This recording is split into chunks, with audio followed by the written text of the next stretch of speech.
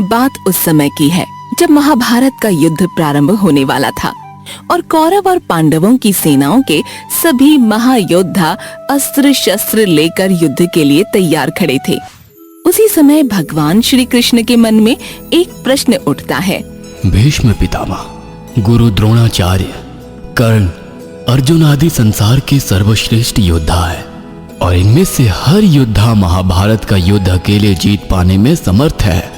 अतः क्यों न ये जान लिया जाए कि कौन सा योद्धा इस युद्ध को समाप्त करने में कितना समय लेगा।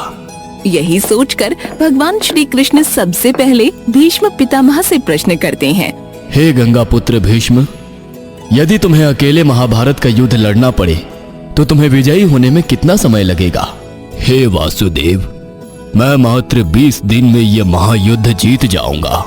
इसके उपरांत भगवान कृष्ण बारी बारी से गुरु द्रोणाचार्य, कर्ण और अर्जुन के पास जाते हैं और उनसे भी यही प्रश्न करते हैं। उनके प्रश्न का उत्तर देते हुए गुरु द्रोणाचार्य कहते हैं कि वे इस युद्ध को केवल 28 दिन में समाप्त कर सकते हैं। फिर कर्ण और अर्जुन की बारी आती है। कर्ण युद्ध समाप्त करने हेतु 24 दिन मांगता है और अर्जुन मात्र 25 दिन। अंत में भगवान श्री कृष्ण महावीर बर्बरीक से यही प्रश्न करते हुए कहते हैं। महावीर बर्बरीक, तुम अकेले महाभारत का महायुद्ध समाप्त करने में कितना समय लोगे? हे कृष्ण, मैं अकेला इस महायुद्ध को केवल 1 मिनट में समाप्त कर दूंगा। इस युद्ध में विजयी होने के लिए मेरा एक बाण ही काफी है। बर्बरीक की बात सुनकर भगवान कृष्ण चिंता में पड़ जाते हैं और सोचते हैं, माना अर्जुन और कर्ण महान धनुर्धर हो, किंतु ये बर्बरीक तो उससे भी बड़ा धनुर्धर है। इसका एक बाण समस्त योद्धाओं का सीना बेधने में सक्षम है।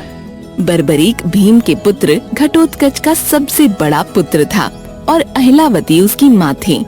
बर्बरीक को वीरता और युद्ध कला की शिक्षा बचपन से उसकी माँ ने ही दी थी, किंतु अपने गुरु के कहने पर वो भगवान महादेव की कठोर तपस्या करता है। महादेव उसकी तपस्या से प्रसन्न हो उसके सामने प्रकट होते हैं और उसे 3 अद्भुत बाण देते हुए कहते हैं, बर्बरीक, हम तुम्हारी तपस्या से प्रसन्न होकर तुम्हें ये 3 बाण दे रहे हैं। इन 3 बाणों से तुम तीनों लोक जीत सकते हो। किंतु ये कैसे संभव होगा प्रभु? बर्बरीक के मन में उत्पन्न इस संशय को दूर करते हुए महादेव कहते हैं, ये 3 बाण 3 अद्भुत शक्तियों से पूर्ण है बर्बरीक। पहला बाण तुम्हारे समस्त शत्रुओं को रक्त की लाली देगा और दूसरा बाण तुम जिनकी रक्षा करना चाहोगे उनके समस्त शत्रुओं का नाश करेगा। फिर ये तीसरा और अंतिम बाण क्या करेगा भगवान? ये उन सब चीजों का नाश करेगा जो प्रथम बाण से रंगी गई है या फिर नहीं रंगी गई है। महादेव से ये 3 बाण प्राप्त कर बर्बरीक 3 बाण वाला योद्धा कहलाता है और तीनों लोगों पर विजय पाने में समर्थ हो जाता है। ये देखकर बर्बरीक के गुरु प्रसन्न होने के साथ साथ चिंतित हो उठते हैं और सोचते हैं, यदि बर्बरीक ने कभी अपने व्यक्तिगत प्रतिशोध या फिर अहंकार अथवा क्रोधवश इन बाणों का उपयोग किया तो सर्वनाश हो सकता है। अतः इस सर्वनाश को रोकने का कोई उपाय तो करना होगा। यही सोचकर बर्बरीक के गुरु उससे गुरु दक्षिणा की मांग करते हैं। वत्स बर्बरीक, हमें तुमसे गुरु दक्षिणा चाहिए। आप जो भी गुरु दक्षिणा मांगेंगे मैं सहस्र दूंगा गुरुदेव। बोलिए क्या चाहिए? ये सुनकर बर्बरीक के गुरु प्रसन्न होकर कहते हैं, तो मुझे वचन दो कि तुम अपने इन 3 अद्भुत बाणों का उपयोग कभी व्यक्तिगत प्रतिशोध के लिए नहीं करोगे और कोई भी युद्ध हो तुम हर युद्ध में सदैव कमजोर पक्ष का ही साथ दोगे। मैं वचन देता हूँ गुरुदेव, ऐसा ही होगा। अपने गुरु को दिए गए इसी वचन का स्मरण करते हुए बर्बरीक पीपल के पेड़ के नीचे खड़े होकर भगवान श्री कृष्ण के समक्ष घोषणा करते हुए कहता है, मैं महाभारत के इस युद्ध में ना पांडवों के साथ खड़ा रहूंगा और ना ही कौरवों के साथ। मैं तो केवल उस पक्ष का साथ दूंगा जो इस युद्ध में कमजोर दिखाई देगा। ये सुनकर भगवान श्री कृष्ण सोचते हैं, युद्ध में विजय तो पांडवों की निश्चित है और कमजोर पक्ष केवल कौरवों का ही होगा। ऐसे में यदि ये बर्बरीक बीच में आया तो युद्ध में अधर्म की विजय होगी। इसीलिए बर्बरिक को युद्ध में सम्मिलित होने से रोकना अनिवार्य है। यही सोचकर भगवान श्री कृष्ण अपनी एक अद्भुत लीला रचते हैं। वे एक ब्राह्मण का वेश धारण कर उसी पीपल के नीचे बर्बरीक से मिलते हैं और उसका मजाक उड़ाते हुए कहते हैं, अरे तू कौन योद्धा है भाई, जो अपने तरकश में केवल 3 बाण लिए घूम रहा है? तेरे ये बाण किसी काम के भी है या बस दिखाने के लिए है? ब्राह्मण वेश श्री कृष्ण को उपहास उड़ाते देख बर्बरीक का मन आहत होता है, किंतु वो धैर्य नहीं गंवाता। वो ब्राह्मण वेश श्री कृष्ण से कहता है, हे ब्राह्मण, बिना परिचय जाने इस तरह मेरा उपहास मत कीजिए। पहले जान तो लीजिए मैं कौन हूँ। कौन हो तुम? जरा अपना परिचय तो दो, या उसमें भी लज्जा आती है? ये सुनकर बर्बरीक अपना परिचय देते हुए कहता है, मैं घटोत्कच पुत्र बर्बरीक हूँ। मेरा केवल एक बाण महाभारत के युद्ध का परिणाम बदल सकता है। मैं जिसके पक्ष में खड़ा होकर अपना एक बाण चला दूं, मेरा वही एक बाण शत्रु की समस्त सेना का सीना बेध कर वापस मेरे तरकश में लौट आए। ये सुनकर ब्राह्मण वेश श्री कृष्ण फिर हंसने लगते हैं और हंसते हुए कहते हैं, क्यों मजाक करते हो बालक? यदि ऐसा ही अद्भुत बाण है तुम्हारा तो इस पीपल के पत्ते को बेध कर दिखाओ। यदि तुम्हारी यही इच्छा है ब्राह्मण, तो लो पूरी किए देता हूँ। ये कहकर बर्बरीक अपने तरकश से बाण निकाल कर चलाता है और वो बाण देखते ही देखते पीपल के पत्तों को बेधने लगता है। ये देखकर भगवान कृष्ण एक पत्ते पर अपना पैर रख लेते हैं और फिर पीपल के सभी पत्तों को बेधने के उपरांत बाण उनके पैर को बेधने की कोशिश करता है। ये देखकर बर्बरीक कहता है, आपके पैर के नीचे पीपल का पत्ता है, अतः आप अपना पैर हटा लीजिए, अन्यथा ये बाण आपके पैर को बेध कर निकल जाएगा। बर्बरीक के कहने पर भगवान कृष्ण अपना पैर हटा लेते हैं और गंभीर भाव से कहते हैं, तुम्हारी शक्ति का परिचय तो मिल गया, किंतु तुम्हारी उदारता और दानशीलता का परिचय अभी शेष है। क्या तुम मुझे कुछ दान दे सकते हो? हे ब्राह्मण, बोलिए तो आपको क्या दान चाहिए? बर्बरीक की ये उदारता देखकर ब्राह्मण वेश भगवान कृष्ण मन ही मन प्रसन्न होते हुए कहते हैं, पहले वचन दो कि मैं जो दान मांगूंगा उससे तुम्हें इनकार नहीं होगा। वचन दिया ब्राह्मण, आप जो भी मांगेंगे मैं सहस्र दूंगा। ये सुनकर ब्राह्मण वेश भगवान कृष्ण बर्बरीक से कहते हैं, मुझे तुम्हारा शेष चाहिए बर्बरीक, क्या दे सकोगे? ये सुनकर बर्बरीक को गहरा आश्चर्य होता है और वो मन ही मन सोचता है, दान स्वरूप शीश मांगने वाला ब्राह्मण तो कदापि नहीं हो सकता। ये ब्राह्मण के वेश में अवश्य ही कोई देव होगा। यही सोचकर बर्बरीक ब्राह्मण से कहता है, आप ब्राह्मण तो कदापि नहीं हो सकते, अतः आप कौन है, कृपया अपना परिचय दीजिए। बर्बरीक के ये प्रार्थना करने पर भगवान कृष्ण अपने विशाल विष्णु रूप में प्रकट होते हैं और उनके दर्शन कर बर्बरीक गदगद होते हुए कहता है, भगवान शीश क्यों, मेरा तो पूरा शरीर ही आपका है। यदि आप दान स्वरूप मेरा शरीर मांगते तो मैं स्वयं को और अधिक भाग्यवान समझता। बर्बरीक, तुम्हारा भाग्य तो सदैव उज्जवल रहने वाला है। तुम अपना शीश दान कर संसार में अमर होने वाले हो। ये सुनकर बर्बरीक अपने अंतर्मन में सच्चे आनंद की अनुभूति करता है और स्वयं अपना शीश काट कर दान करता है, किंतु तत्क्षण उसका कटा शीश भगवान कृष्ण से विनती करते हुए कहता है, भगवान, मैं महाभारत का युद्ध अपनी आंखों से देखना चाहता हूँ, क्या मेरी ये इच्छा पूर्ण कर सकेंगे? तुम्हारी ये इच्छा अवश्य पूर्ण होगी बर्बरीक। ये कहकर भगवान श्री कृष्ण बर्बरीक का सिर एक पहाड़ी पर रख देते हैं और वो महाभारत का संपूर्ण युद्ध देखता है। युद्ध की समाप्ति के उपरांत जब उससे पूछा जाता है कि महाभारत युद्ध की विजय का श्रेय किस योद्धा को जाता है, तो वो कहता है, मुझे तो केवल भगवान श्री कृष्ण का चक्र ही घूमता दिखाई दे रहा था। उनका चक्र ही था जो सबकी शीश काट रहा था, अतः महाभारत भगवान श्री कृष्ण की ही विजय है, अर्थात धर्म की विजय है। तत्पश्चात भगवान श्री कृष्ण बर्बरीक को कलयुग में एक देव के रूप में पूजे जाने का वरदान देते हैं। आज बर्बरीक की पूजा खाटू श्याम के रूप में होती है।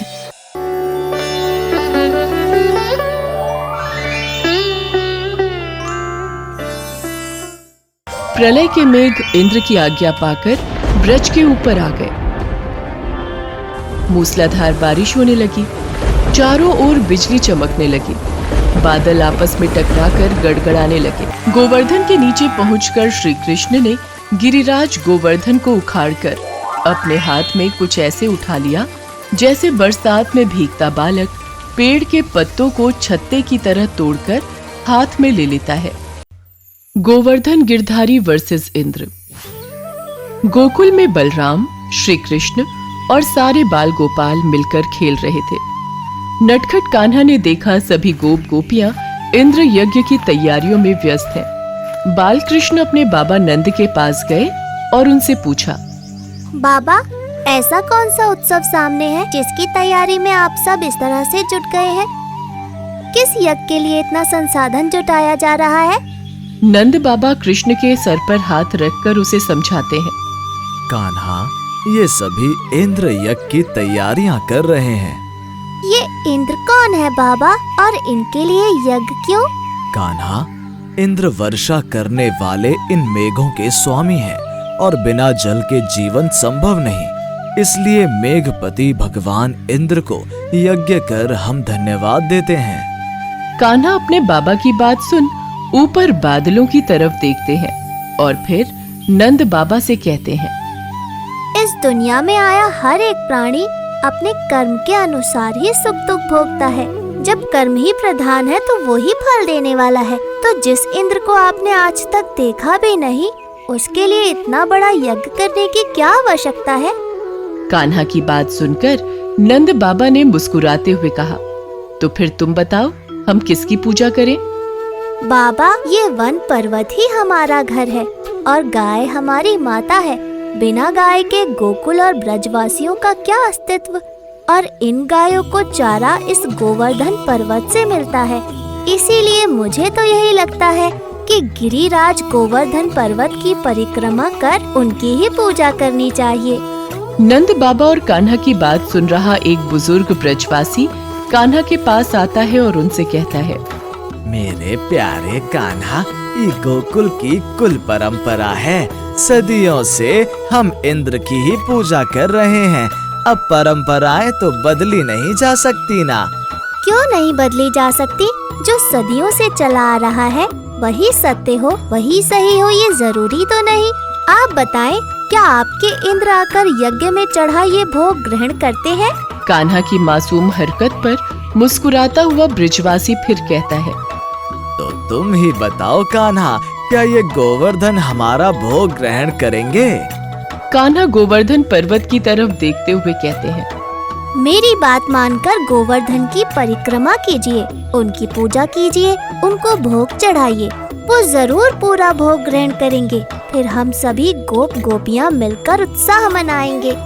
गोकुल का हर एक ब्रजवासी कान्हा को अपने बच्चे की तरह चाहता था। कान्हा की मासूम बातों ने सबका दिल मोह लिया और नंद बाबा ने उस बुजुर्ग ब्रजवासी और दूसरे गोपों से मिलकर चर्चा की।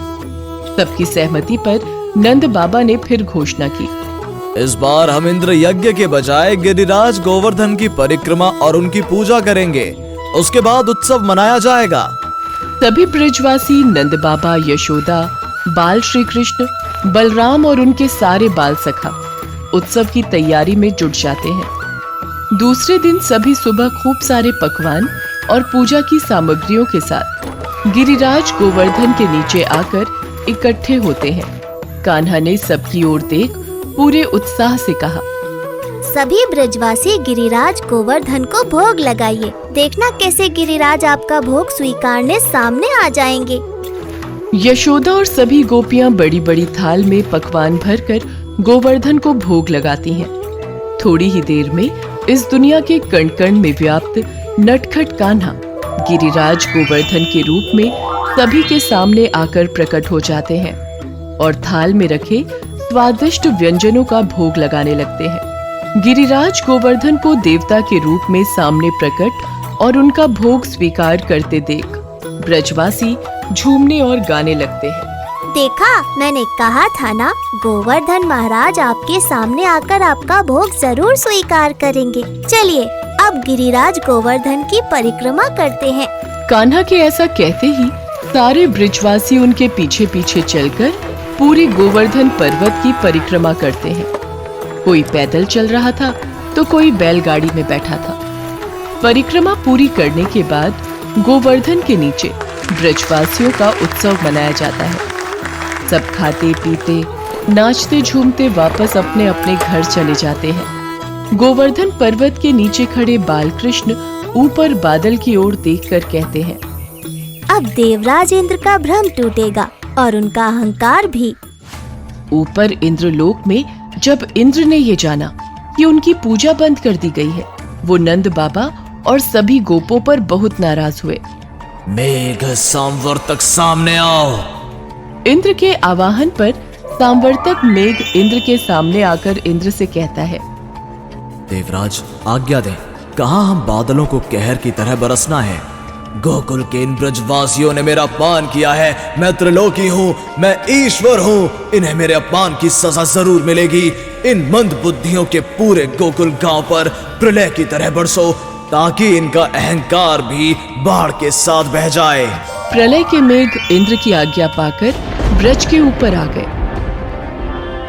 मूसलाधार बारिश होने लगी, चारों ओर बिजली चमकने लगी, बादल आपस में टकराकर गड़गड़ाने लगे, आंधी और तूफान ओले बरसने लगे। ब्रजभूमि का कोना कोना पानी से भर गया, चारों तरफ हाहाकार मच गया। सभी ब्रजवासी अपने घर से बाहर निकलकर इधर उधर भागने लगे। कुछ ब्रजवासियों ने कहा, ये इंद्र का प्रकोप है। उस कान्हा की बात मानकर हमने उनका अनादर किया। अब कान्हा और नंद बाबा ही मिलकर इसका उपाय निकालेंगे। कान्हा और नंद बाबा भी बिना ऋतु के चल रही आंधी और घनघोर वर्षा से परेशान होकर ब्रजवासियों के पास पहुंच गए।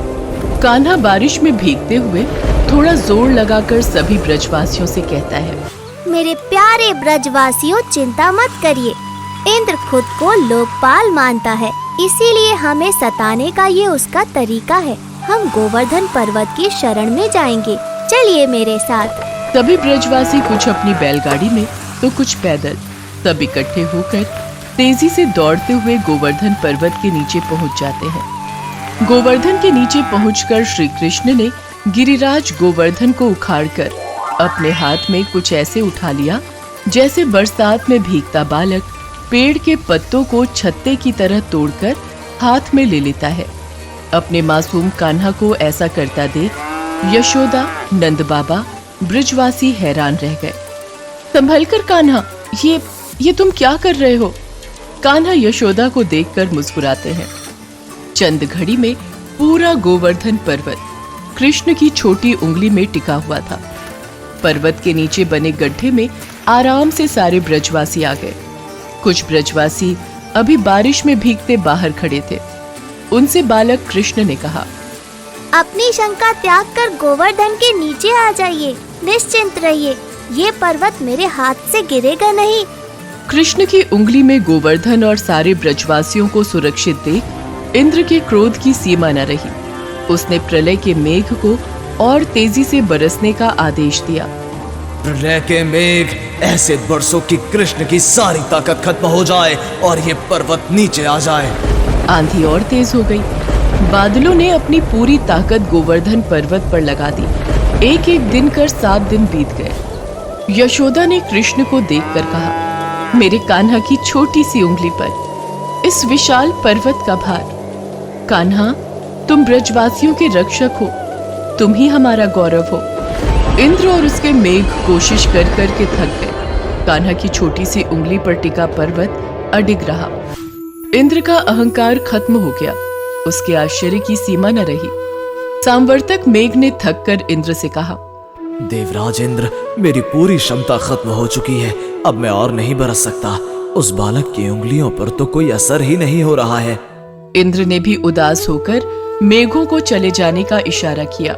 धीरे धीरे ब्रज के ऊपर हो रही घनघोर बारिश थम गई। सूरज आसमान में साफ दिखने लगा। सारे ब्रजवासी बारिश को थमा देख कृष्ण की जय जयकार करने लगे। कान्हा की जय हो, नंद बाबा की जय हो, कृष्णा की जय हो। बारिश थम गई है, अब सभी ब्रजवासी बाहर जा सकते हैं।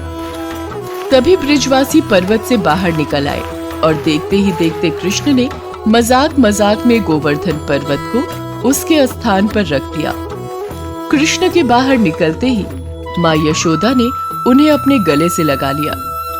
तभी ब्रजवासी नाचते झूमते कान्हा को अपने कंधे पर उठाए वापस अपने अपने घर चले गए। ऊपर बादलों में संवर्तक मेघ और इंद्र नीचे श्री कृष्ण की तरफ देखकर हाथ जोड़कर खड़े थे। कान्हा भी ऊपर इंद्र की तरफ देखकर अपनी नटखट मुस्कान के साथ कहते हैं, अहंकार चूर चूर हो ही जाता है, चाहे मनुष्य का हो या फिर देवता का। समझ गए ना देवराज इंद्र?